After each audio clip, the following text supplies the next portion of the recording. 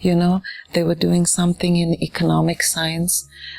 He's in his last year of high school, right? Not high school, primary school. And they were doing the cocoa bean as an example.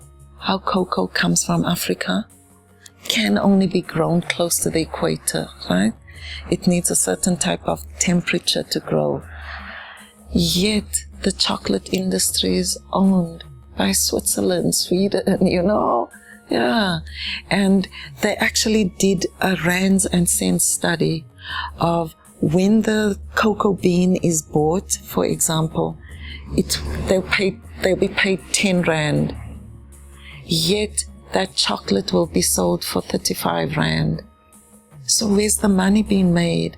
But I'll tell you, me, I don't want to hate.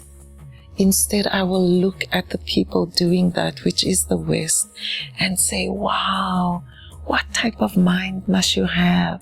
What type of confidence must you have in yourself to be able to create an industry on a product you don't even grow and control?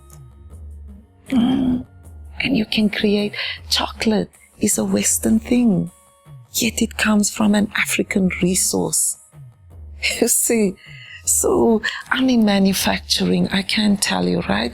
I can't make a shirt, or I can't continue to make it if my supplier doesn't have the fabric that I'm using.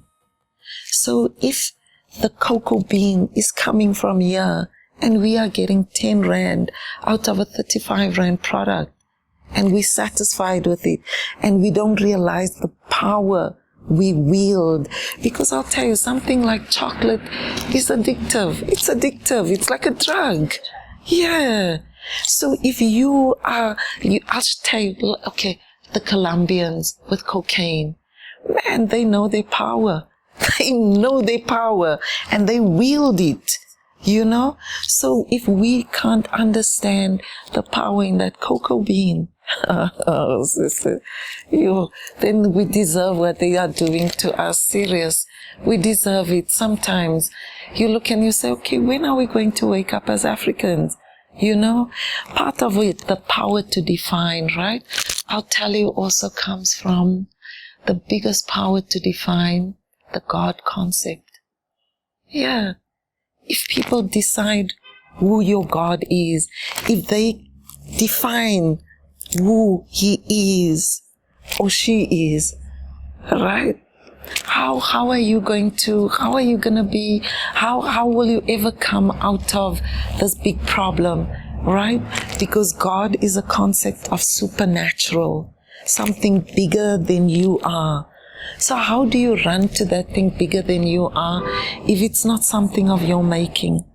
If it's something that your oppressor gave to you, defined for you, told you when to do it, how to do it, what words to say, how are you? You know, I look, say for instance at the Bible, right? Now, people might not like me for saying this, right? But when I look at the Bible, my sister, what it really is a collection of stories.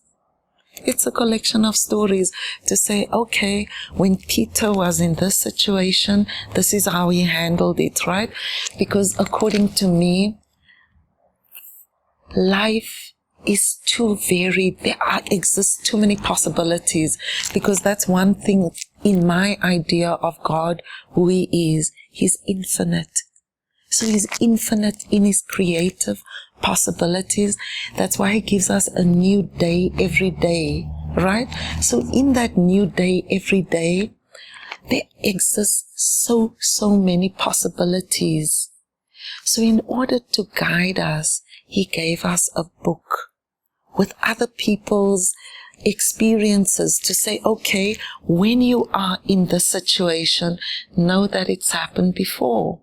You know, so when people add all this fanaticism to it, that's what makes it a not good thing. You know, there are parts in the Bible, according to me, right, where it is specifically said, and God said, that I can take as holy.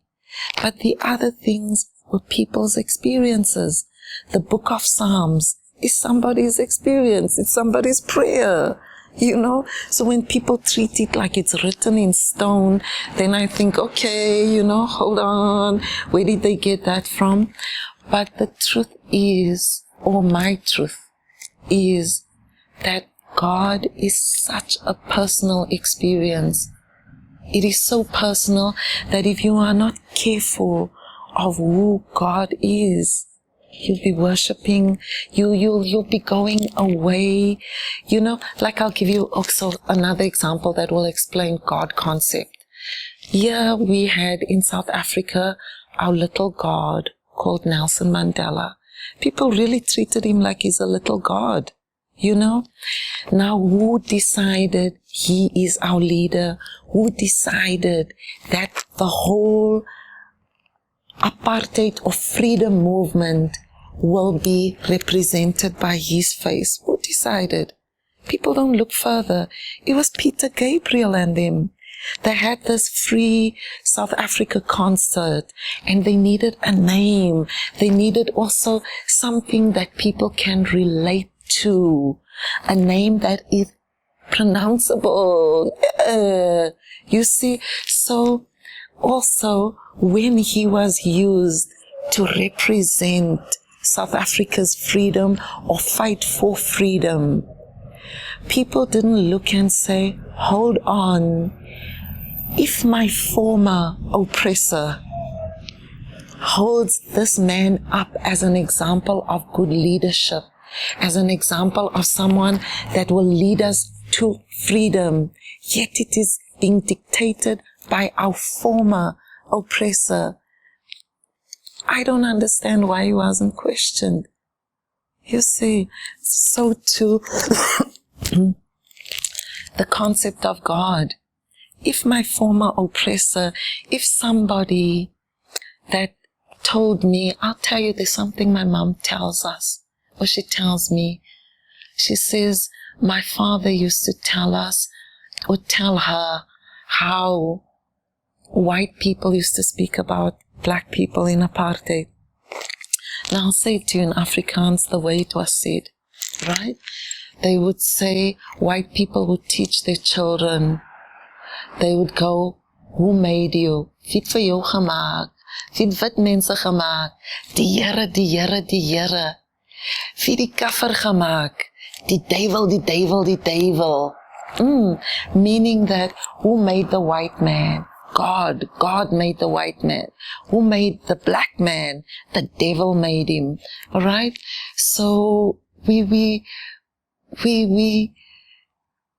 we come from a history like that, if somebody taught their child that, if somebody taught their child that me and my child are the descendants of Shem, and according to the Bible, we are made to serve him, to be hewers of water, drawers of water and hewers of wood, right? We are there to serve on him. Now that same person wants to define God for me in the same terms that he defines God. And I must think that his God will save me. No, then I'm a fool. Then I'm really a fool, And I'll tell you something that happened in our family.